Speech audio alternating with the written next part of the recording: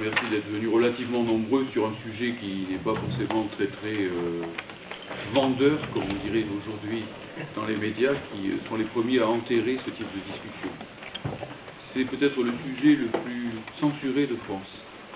Il m'est déjà arrivé le matin de téléphoner à France Inter, par exemple, lors de l'émission prétendument interactive, et de constater que chaque fois qu'il était question de mettre sur le tapis la politique linguistique du pays, il était impossible de parler. Ça n'intéresse pas les journalistes. Alors c'est censure et autocensure, naturellement. C'est-à-dire que ce n'est pas simplement parce qu'ils ont décidé de censurer, ils ont dans leur tête décidé que ce n'était pas intéressant.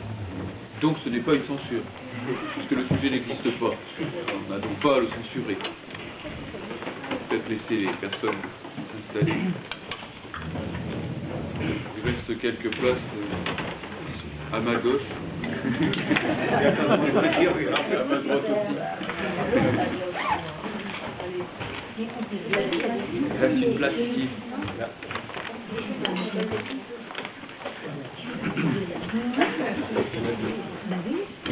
Il y a une place ici. Là-bas aussi. The right man, right place. Si on le dit avec l'accent de Donald Duck, c'est encore mieux.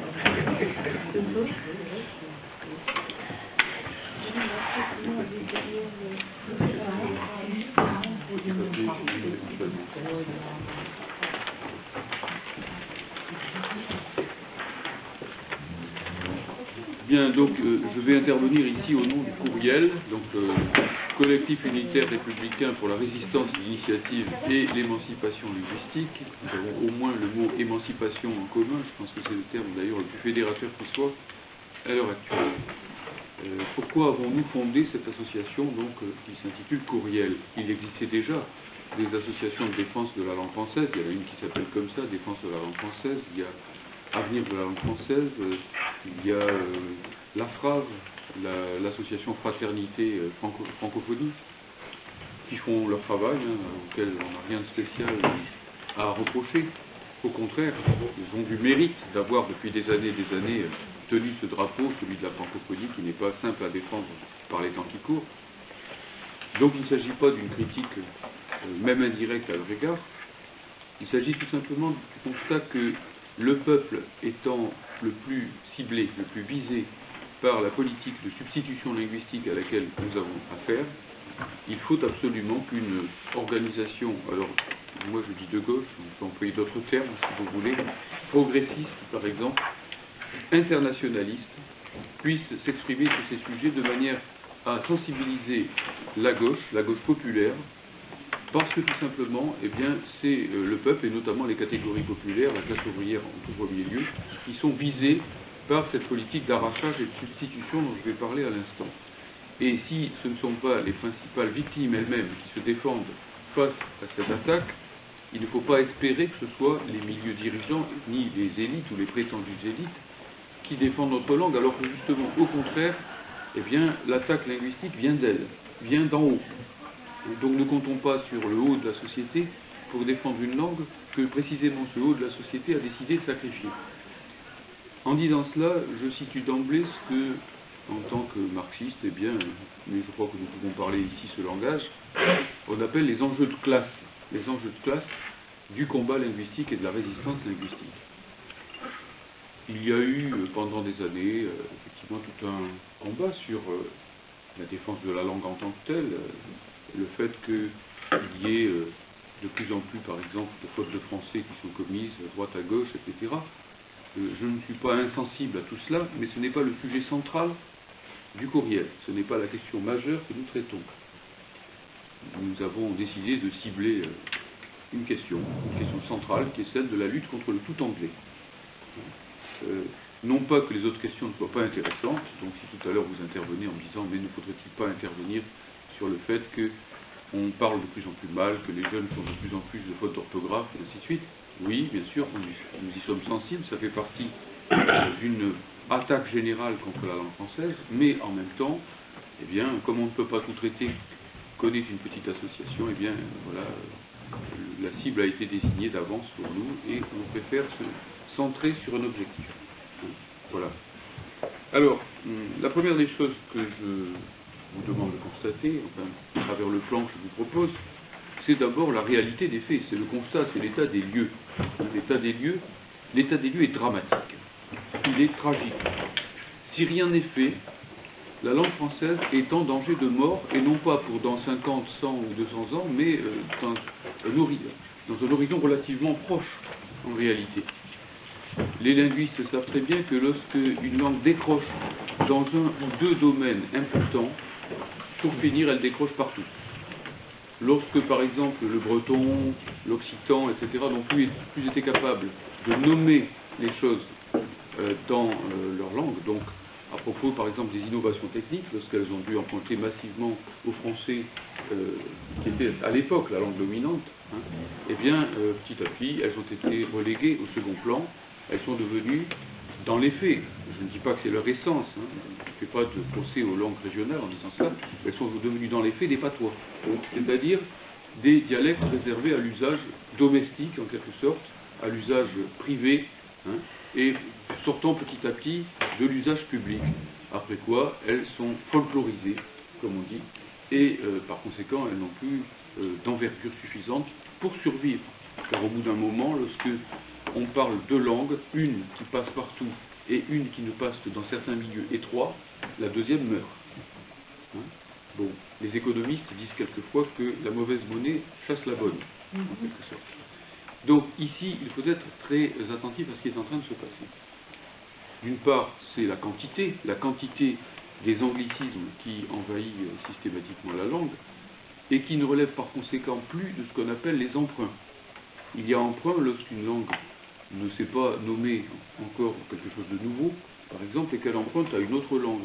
C'est un phénomène courant dans la vie des langues et qui n'est pas en lui-même inquiétant. Hein, vive les emprunts, si vous voulez, c'est la circulation entre les langues. Bon, d'ailleurs, l'anglais a beaucoup plus emprunté encore aujourd'hui au français que l'inverse. Il y a énormément de vocabulaire d'origine française en anglais.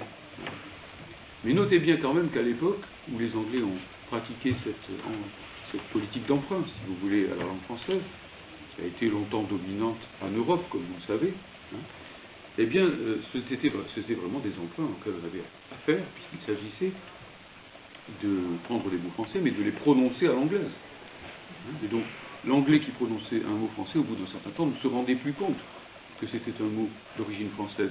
Et par conséquent, le mot était acclimaté. C'est l'équivalent de ce qui se passe dans le domaine de la vie publique lorsque un immigré, au bout d'une, deux, trois générations, ne se souvient plus qu'il est d'origine immigrée. C'est une intégration réussie. Moi, je viens du Nord-Pas-de-Calais, hein, et quand on entend un nom polonais, on dit « Ah, ben tiens, c'est un gars d'ici ». Voilà, c'est comme ça que ça fonctionne. Hein. Et même, on va chercher pour les listes municipales des gens d'origine polonaise, parce que ça fait terroir, pratiquement, si l'on peut dire. Bon, alors là, il n'y a pas de vrai problème avec les emprunts. Il y a des problèmes lorsque les emprunts deviennent très très nombreux et lorsqu'ils arrivent en masse, parce que la quantité ici produit un changement qualitatif. Hein, si vous chauffez un peu l'eau, eh bien voilà, elle se contente de frémir, mais si vous la montez au-delà de 100 degrés, eh bien elle bout.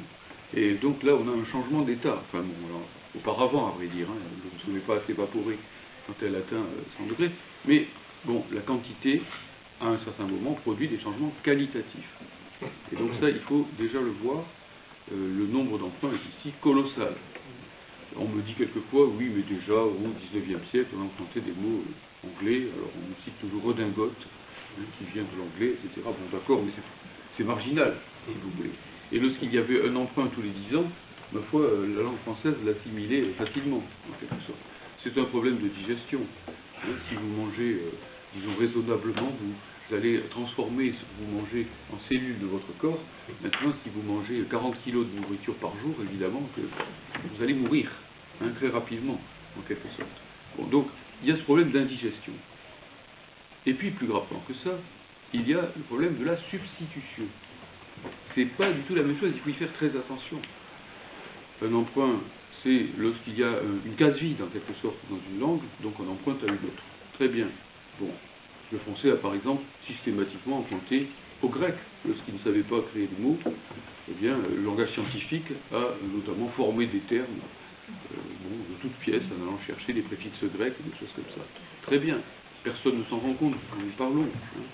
Mais maintenant, c'est au contraire la substitution qui est en cause. C'est-à-dire qu'il y a des mots français parfaitement connus de tout le monde, et les politiques commerciales des firmes vont chercher le mot anglais de substitution pour effectivement le remplacer. Ce n'est pas un hasard que la SNCF, par exemple, avec Guillaume Pépi, qui était, paraît-il, très lié à l'ancien directeur de Sciences Po, eh bien, qui a pratiqué lui-même cette politique, nomme systématiquement toutes les nouvelles, tous les nouveaux produits, puisqu'on parle comme ça de la SNCF, bien que ce soit un service prétendument public, en anglais, enfin, ou en globish, ça nous verrons tout à l'heure la différence entre les deux termes. Vous avez maintenant SNCF, alors on ne dit plus la SNCF, on dit SNCF tout court, on a fait sauter l'article, comme Air France a fait sauter son trait d'union, c'est Air France tout attaché à l'anglo-saxonne. France Télécom s'est liquidé parce qu'il y avait mot France, il faut faire disparaître France, mais auparavant, il n'y avait plus de trait d'union et il n'y avait plus d'accent sur les cabines de France Télécom. Vous noterez que déjà, donc, l'anglicisation était galopante. Nous n'avons plus affaire à des TGV nocturnes ou de nuit, mais au night TGV ou TGV, je ne sais pas ce qu'il faut dire exactement, bien que ce soit absurde évidemment, puisque bon, les sigles mêmes sont maintenant prononcés à l'anglaise quelquefois. Et tout est à l'avenant, on pourrait donner une liste, malheureusement, qui serait longue et qui serait surtout démoralisante. Donc je me garderai bien de le faire, si vous voulez. Mais c'est une politique systématique de substitution. Il vous suffit d'ailleurs de vous promener dans les rues des villes, et notamment dans les rues piétonnes, c'est-à-dire celles qui sont les plus marchandes et qui sont les plus fréquentées par les personnes vivant en centre-ville, évidemment, ou par les touristes étrangers, et vous allez constater qu'effectivement, il y a souvent une enseigne sur deux, voire 2 sur 3, qui sont en anglais de bas étage, naturellement. C'est là que je parle donc du globish, parce qu'il s'agit d'un anglais tel que puissent le comprendre les Français aussi, bien entendu. C'est un peu l'équivalent, passez-moi l'expression, de ce qu'était le petit nègre qu'on enseignait dans les colonies françaises, ici, qui donc vise à instituer l'anglais comme langue maternelle. Quand on apprend l'anglais dès l'école maternelle, qu'est-ce que ça veut dire d'autre que la volonté de transformer l'anglais en langue maternelle numéro 2 dans un premier temps. Car évidemment, si tous les enfants français se mettent à parler anglais aussi bien que français, au bout d'un certain temps, comme cette même politique est appliquée en Allemagne, en Italie, dans les autres pays, évidemment que, bien sûr, les langues nationales n'ont plus lieu d'être au bout d'un certain temps.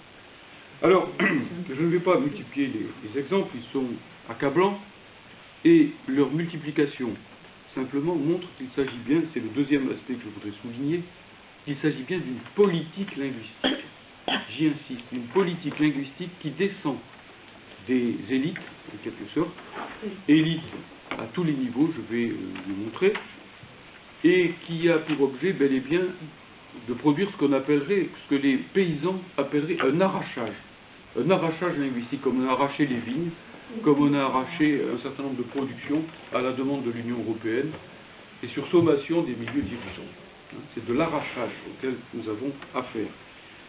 Ce n'est pas seulement, même si ça joue un rôle aussi, l'air du temps. On pourrait se dire, eh oui, mais que voulez-vous, mon bon monsieur, c'est comme ça, les choses changent, il faut s'adapter, le monde moderne, etc., etc. Et donc, en effet, à partir de là, la globalisation, puisqu'il faut parler ainsi, de préférence à la mondialisation, eh bien tout cela va amener la domination de l'anglais, parce que c'est la langue de la modernité. Oui, mais qui a décidé que c'était la langue de la modernité? Il y a des choix politiques derrière cela. Et c'est ce qu'il faut bien repérer à différents niveaux.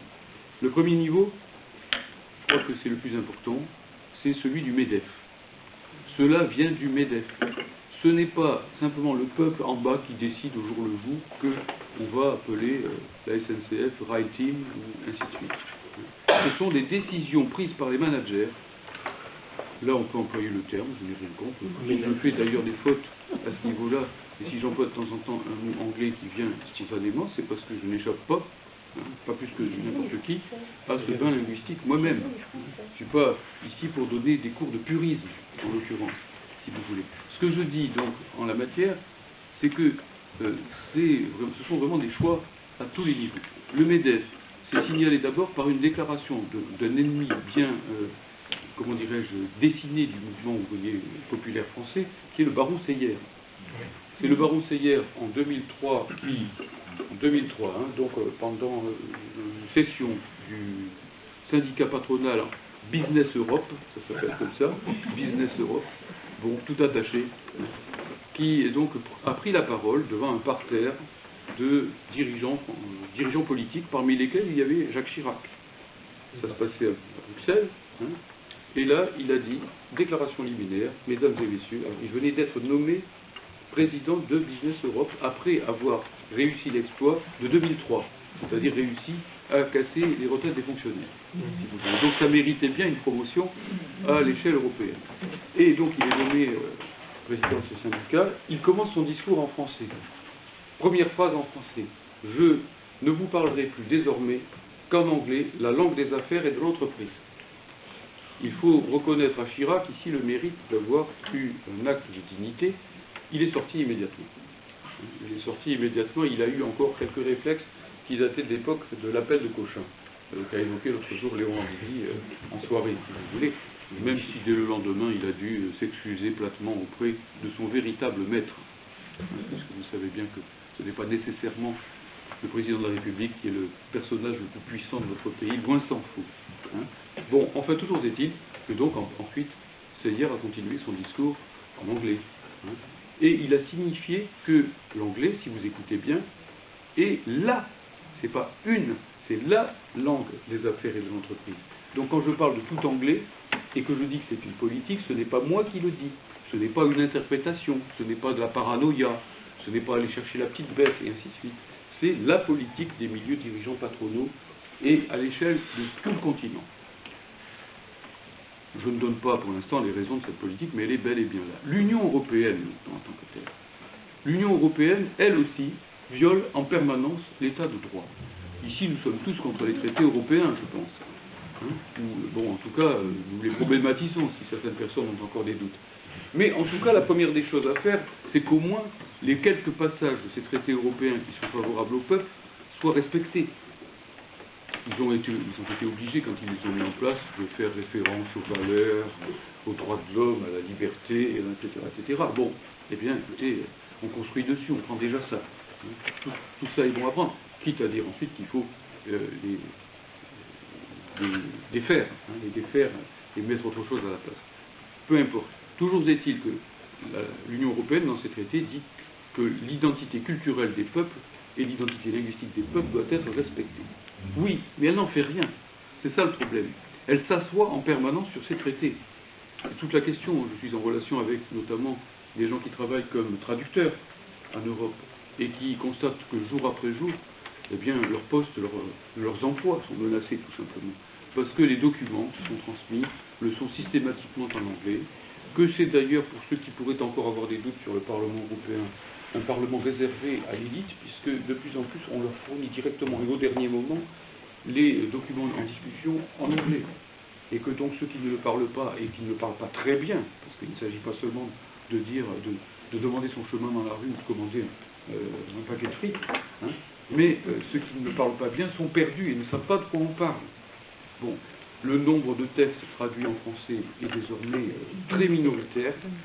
Ça tourne autour de 13%, alors qu'au départ, eh bien, le français était une langue officielle de l'Union européenne, une langue de travail, en quelque sorte. Ne parlons pas des autres langues. Ne parlons pas des autres langues des 27 pays, si vous voulez, qui sont complètement marginalisés. C'est un scandale absolu, parce que nous allons le voir tout à l'heure. L'Union européenne prétend imposer à la France une charte des langues minoritaires et régionales pour que la France respecte donc le basque, le breton, l'occitan et ainsi de suite. Pourquoi pas, on en discutera tout à l'heure. Mais la première des choses, c'est qu'elle-même fasse au niveau européen ce qu'elle recommande aux États de faire au niveau national. Or, au niveau européen, la politique suivie est une politique, je le dis en pesant mes mots, d'exterminisme linguistique, de génocide linguistique, si l'on peut dire. Le mot n'est pas juste parce qu'il ne s'agit pas de sang, mais il s'agit bel et bien de couper la langue des gens.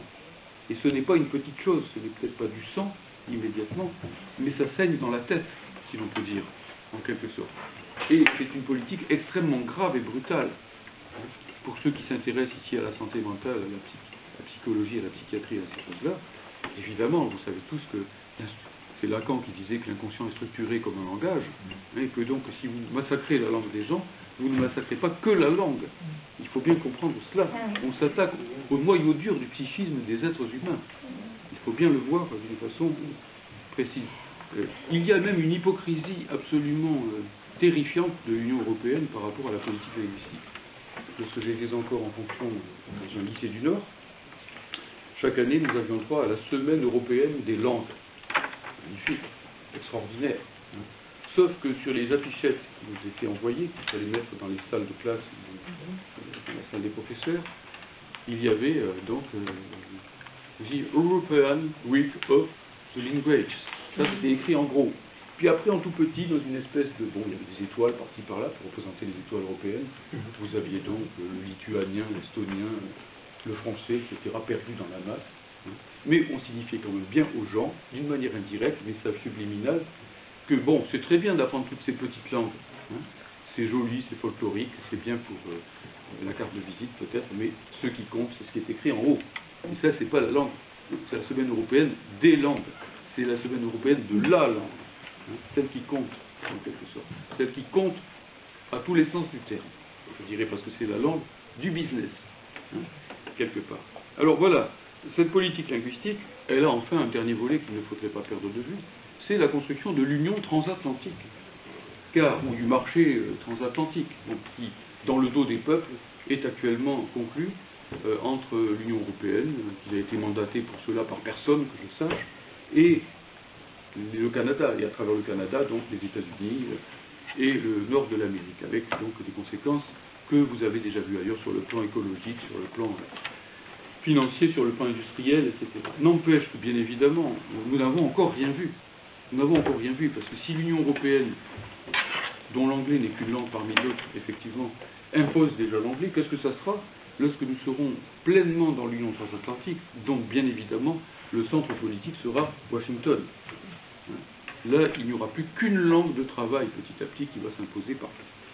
C'est quelque chose ici, donc, il faut bien avoir en tête. Dernier volet qu'il ne faut pas perdre de vue, parce qu'il détermine tous les autres.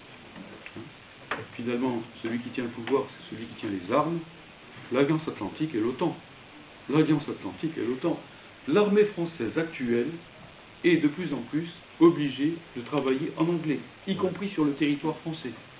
Il est plus important désormais pour un jeune officier ou candidat officier de parler, de maîtriser l'anglais, tout au moins l'anglais militaire. Bon, je ne sais pas ce que ça veut dire. Clémenceau disait quelque part que la justice militaire est à la justice, ce que la musique militaire est à la musique. Bon, donc on pourrait dire aussi ce que l'anglais militaire est à Shakespeare. Je ne sais pas. Bon, peut-être ici ça, je mets de côté ce vieux fond antimilitariste, mais je ne peux pas m'en empêcher. Simplement disons que, bien entendu, c'est quand même quelque chose qui montre combien notre pays est en danger de mort en tant que tel. Lorsque l'armée, qui est quand même censée être le cœur du patriotisme, en quelque sorte, parle elle-même anglais dans ses relations de travail quotidiennes, lorsque les prises d'armes à Lille se font en anglais, bon, avec le drapeau français, etc. C'est comme cette espèce de schizophrénie de Carrefour où vous avez le logo tricolore et puis tous les produits nommés en anglais. Bon, on est à deux doigts, non pas simplement de l'implosion, mais de la schizophrénie, de la folie. Un pays qui se comporte de cette façon-là est aux portes de la folie. Il ne faut pas se demander pourquoi nos concitoyens vont mal. Pourquoi ça va mal, si mal. Pourquoi voudriez-vous que ça aille bien, si vous voulez? C'est même la question contraire qu'il faudrait se poser avec une telle accumulation de choses. Alors, là-dessus, je crois qu'il faut que nous soyons clairs sur les finalités. Quelles sont les finalités poursuivies à travers cette politique linguistique? Ces finalités, elles sont nombreuses, elles ont tout un contenu de classe. Le premier objectif, c'est de casser les nations. C'est de casser les nations européennes. Bon, la construction européenne, je dis tout souvent la destruction européenne plutôt, eh bien c'est une façon effectivement d'araser complètement la France, l'Espagne, etc. Vous voyez bien ce qui se passe. Bon, l'Espagne est en voie d'implosion, toute une série d'États sont en voie d'implosion, etc. Et il s'agit bel et bien d'en terminer avec les États-nations. Ce n'est pas que les États-nations étaient ce qu'il aurait fallu en termes de démocratie, de liberté et ainsi de suite, loin s'en faut. Encore faut-il qu'ils existent pour pouvoir les transformer, et ça sera bien plus difficile pour les classes dominées lorsqu'elles auront affaire à un empire qui interviendra lorsqu'il y aura des conflits sociaux. On en verra, regardez les enjeux linguistiques, ils affleurent immédiatement pour ceux qui ont déjà eu des CRS en face. Bon, lorsque les CRS en question ne parleront même plus la langue du pays et ne comprendront même plus les insultes que leur envoient les manifestants, parce que c'est quand même ça qui est quand même important dans les manifestations. Voilà, exactement. Souvenez-vous que par exemple au XIXe siècle, Clémenceau donc avait décidé d'une loi, c'était celle qui permettait de créer des régiments éloignés de leur lieu de recrutement. Parce qu'il avait envoyé le 17e régiment masser la révolte des vignerons du Midi, eh bien bon, les vignerons parlaient occitan, les soldats aussi, puisque c'était les fils des vignerons qui étaient en face, et bon, finalement, les soldats n'avaient pas tiré. Bon, eh bien, c'est un peu le risque qui existe lorsque les soldats ou les militaires comprennent ce que disent les gens qui sont en face d'eux. Donc il faut voir ces choses-là, c'est extrêmement concret, extrêmement pratique. Ils sont en train de construire un empire. Un empire, c'est le contraire même de tout ce qu'on peut espérer des libertés. Je dis encore une fois que je n'idéalise pas les États-nations, mais encore faut-il voir si le changement se fait vers le mieux ou vers le pire. Tout est là. On est dans une situation défensive pour l'instant. Je finis sur ce point. Il me semble aussi qu'il y a des enjeux de discrimination très fortes à l'égard des populations. Qu'est-ce que je veux dire par là? Si vous avez lu un petit peu Bourdieu ou les grands sociologues de gauche de notre époque, vous savez bien qu'il y a effectivement un certain nombre d'enjeux linguistiques pour la discrimination, plus exactement ce qu'il appelait la distinction entre les gens. Déjà dans le français lui-même, c'était pas mal, le français lui-même s'est construit aussi à travers des distinctions massives. Il ne faut pas non plus assumer nécessairement la politique des classes privilégiées françaises à cet égard. Quelquefois, quand je m'adresse à des camarades ouvriers et que je leur dis qu'il faut défendre le français, ils me disent « oui, mais moi, le français, je suis mal à l'aise par rapport à ça. » Le bon français, vous voyez, quelque chose comme ça. Bon, ça a longtemps existé. Mais ces discriminations qui existent et que nous devons combattre, elles sont extrêmement faibles par rapport à celles qui seraient occasionnées, tout est une question d'échelle, si effectivement nous avons affaire à une catégorie de la population qui soit ne le maîtrise pas du tout, soit, entre guillemets, comme on le disait, le mot a été forgé par les Bretons qui se promenaient dans les ports normands, le baragouine, en quelque sorte. Immédiatement, quand vous avez affaire à quelqu'un qui vous parle, vous savez du coup où le classer. Il est immédiatement repéré, étiqueté. Et les discriminations linguistiques ici sont extrêmement importantes. Nous sommes en face toujours du même couple fatal, j'attire votre attention là-dessus, que nous devons combattre politiquement sur d'autres plans. L'idéologie dominante a mis en place à la fois une xénophobie féroce, donc toutes les 5 minutes ce sont les Roms ou ce sont les musulmans qui sont accusés des pires maux du pays, si vous voulez.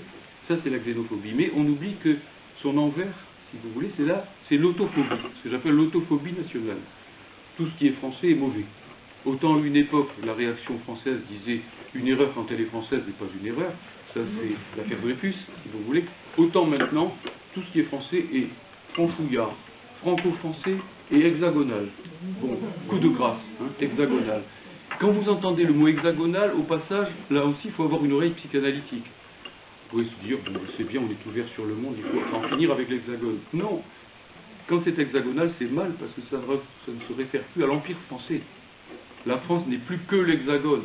Et derrière, il faut entendre ce grand soupir de la classe dominante qui a perdu son empire. Vous voyez, quelque part. Donc, l'hexagone, eh bien oui, l'hexagone, c'est toujours mieux que le pentagone. Déjà, pour commencer, si l'on peut dire, dans un premier temps. Mais, naturellement, c'est pas non plus comme ça qu'il faut penser toutes les choses. La réalité, c'est qu'aujourd'hui, nous sommes dans une politique où le Front National, d'un côté, qui ne s'occupe absolument pas de questions linguistiques, qui ne parle pas du français, qui ne s'en occupe pas, qui d'ailleurs, dans la bouche de Marine Le Pen, utilise sans arrêt des anglicismes, au passage, si vous écoutez bien. Et bon, ce même Front National, lui, prône la préférence nationale, comme vous le savez, au niveau de l'emploi. On est contre, naturellement. Mais dans le même temps, si vous voulez, dans nos entreprises, se développe une préférence nationale à l'envers. À l'envers. Par exemple, vous avez dans les annonces des petites annonces complètement illégales qui devraient être normalement sanctionnées par la HALD ou par l'équivalent, enfin ceux qui s'occupent des discriminations, où on vous dit, par exemple, poste de cadre supérieur, etc., pour telle entreprise, et il est écrit dessous English Mother Tongue, c'est-à-dire langue maternelle anglais. Langue maternelle anglais. Entendez bien que donc même ceux d'entre vous qui se disent je suis tranquille, moi je parle anglais. Mais ce n'est pas suffisant.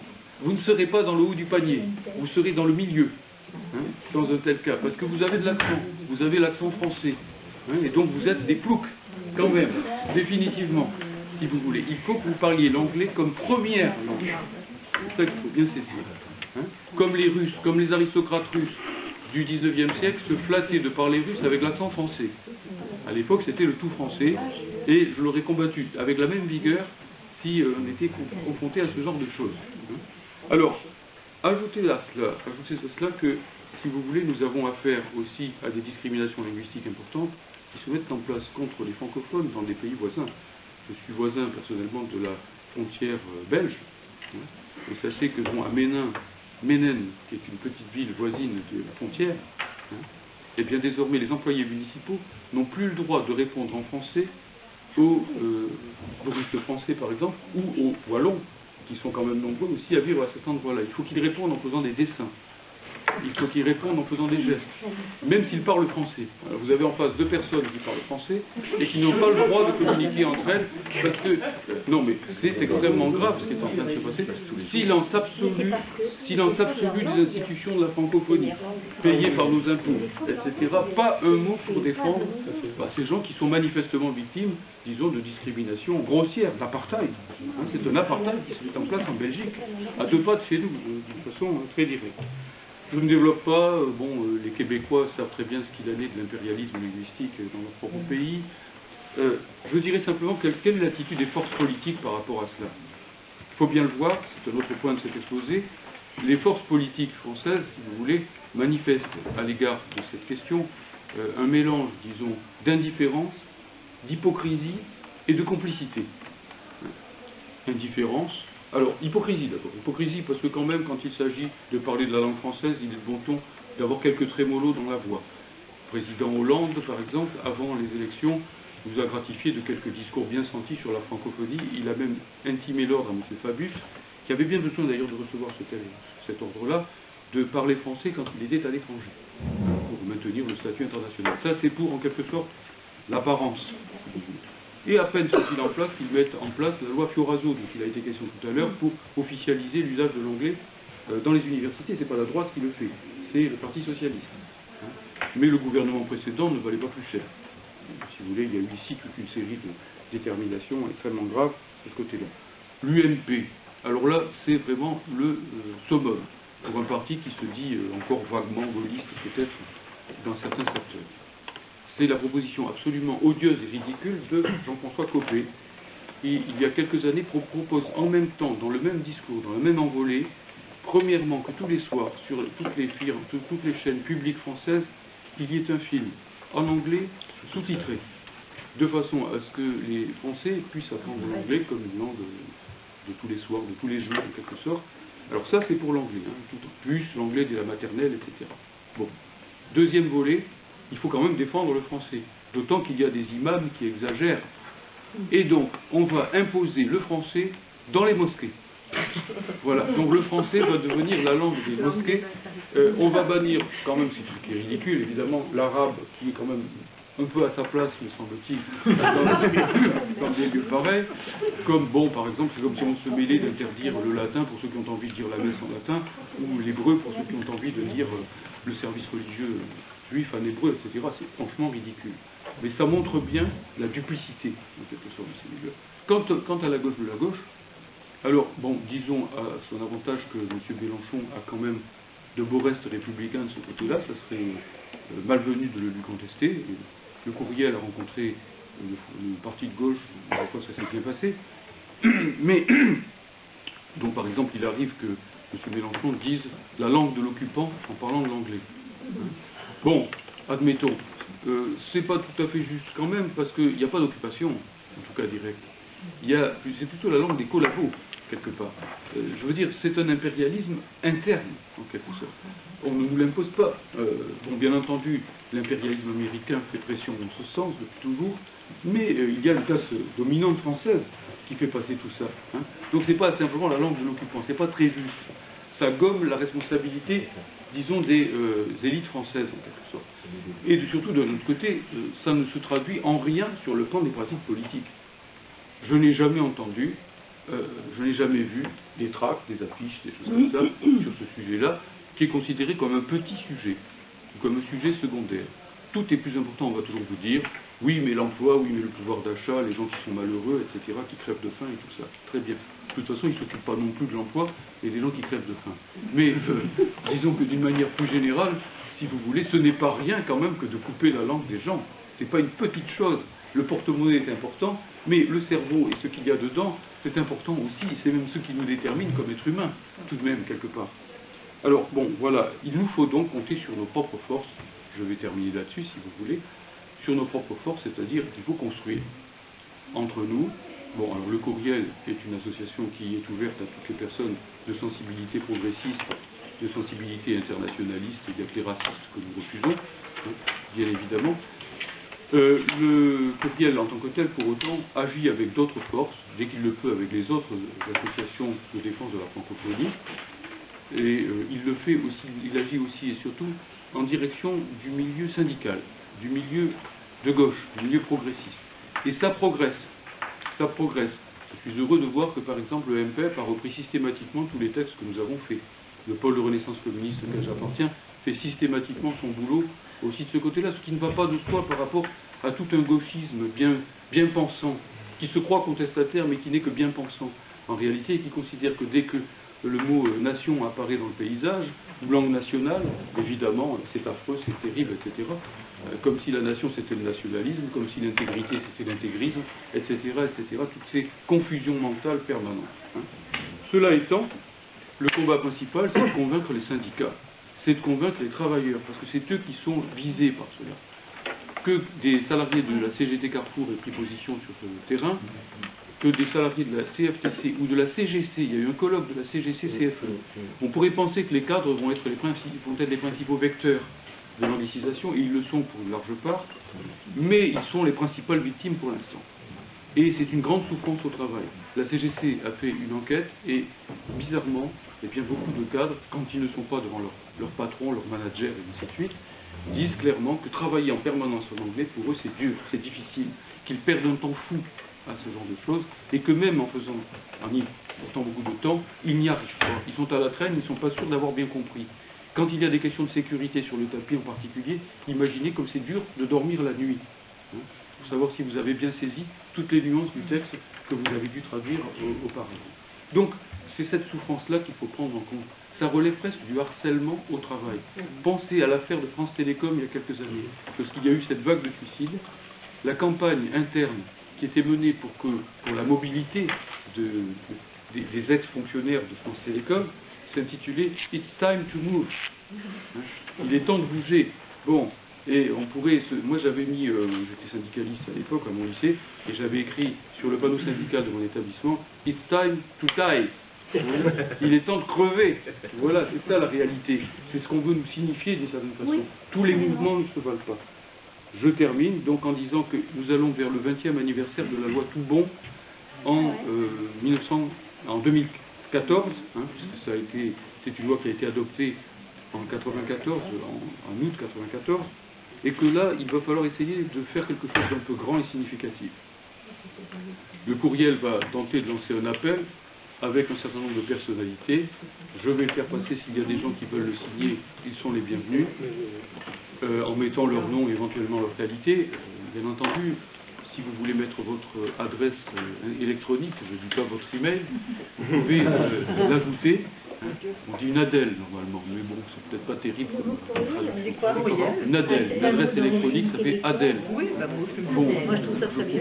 Pas le bout. Ah, c'est joli. Bon, j'attends ADEL, mais pas pour autre chose, comme dirait Pierre. Donc, en réalité, simplement, si vous voulez, sur cet appel, nous allons essayer de faire un appel de personnalités progressistes, syndicales, de gauche, clairement identifiées, Ça ne veut pas dire que les autres initiatives qui seront prises, y compris par des gens de droite, ne sont pas les bienvenues. Hein. Il n'est jamais trop pour défendre une bonne cause, quelle que soit l'origine, en quelque sorte. Mais nous voulons d'abord nous adresser à la gauche, nous adresser à la vraie gauche, entre guillemets, à tous ceux qui se battent pour le monde du travail, d'une manière ou d'une autre, parce que ça doit devenir notre cause, et qu'il faut sortir la défense du français de l'idée un peu compassée, si vous voulez, de quelque chose de puriste qui s'adresse à une élite de la population. Ça doit devenir l'affaire du peuple, parce que c'est pour détruire le peuple qu'on détruit sa langue. Oui, voilà. bien d'accord. Tu peux rappeler la loi Toubon, s'il te plaît? Alors la loi Toubon, elle date donc de 1994. C'est en fait, on dit toujours la loi Toubon, c'est pas un hasard, c'est la loi Toubon-Tasca. Hein. Toubon, c'était quelqu'un de l'UMP, du RPR à l'époque. Catherine Tasca, c'était quelqu'un du Parti Socialiste. C'est une loi qui a été votée à l'unanimité, moins quelques abstentions du Parlement, hein, aussi bien au Sénat qu'à l'Assemblée nationale. Donc, pratiquement aucune loi n'a eu une telle assise parlementaire en France depuis toujours. C'est un indice flagrant de la duplicité, de l'hypocrisie de nos classes dominantes. La loi votée à l'unanimité par le Parlement est celle qui est la plus violée dans le pays, en quelque sorte. Et bien sûr, ils ont en fait fait une fausse loi. Nous demandons son renforcement véritable. Nous demandons que les citoyens puissent porter plainte au titre de la loi Toubon, que ce soit une simple contravention, c'est-à-dire que ça ne passe pas en justice, exactement comme quand on dépasse les limitations de vitesse, si vous voulez, hein, donc en fait, en gros, et qu'il y ait une caisse qui se remplisse au fur et à mesure avec les infractions linguistiques, de manière à ce que ça ne coûte pas cher aux Français que de rétablir effectivement une politique de la langue, une politique de remise en place de la langue. Ce sont les contrevenants, les pollueurs de la langue seraient les payeurs. Pour l'instant, c'est pas possible, parce que pour l'instant, ce sont seulement les associations de défense de la langue française agréées qui peuvent porter plainte au titre de la loi Toubon. Et l'Europe, on retrouve toujours l'Europe à tous les niveaux, invalide les jugements de première instance qui sont portés contre les contrevenants à la loi Toubon. C'est-à-dire que si vous nommez, normalement la loi Toubon vous dit que vous devez nommer vos produits en français, que vous devez toujours fournir un mode d'emploi en français, et que les enseignes, etc., la publicité doit être toujours en français. Mais cela dit, vous, moi, etc., vous ne pouvez pas porter plainte en tant qu'individu. Il faut que ce soit une association agréée. Donc c'est toujours un peu compliqué, un peu difficile. Et puis pour finir, même si la justice tranche en faveur du plaignant, donc de l'association, au niveau européen, et là, et du coup, eh bien, elle est invalidée systématiquement au nom des traités européens. Donc vous savez que la France a décidé, le Conseil constitutionnel précisément, qui est le principal garant des violations de la Constitution, en réalité, a décidé que la loi française était subordonnée aux directives européennes. Donc à partir de là, la loi Toubon devient inopérante et nous demandons évidemment qu'elle soit, enfin en gros que, que nous désobéissions à l'Union européenne de ce côté-là. Voilà un petit peu donc les principales orientations. Excusez-moi si c'était un peu long.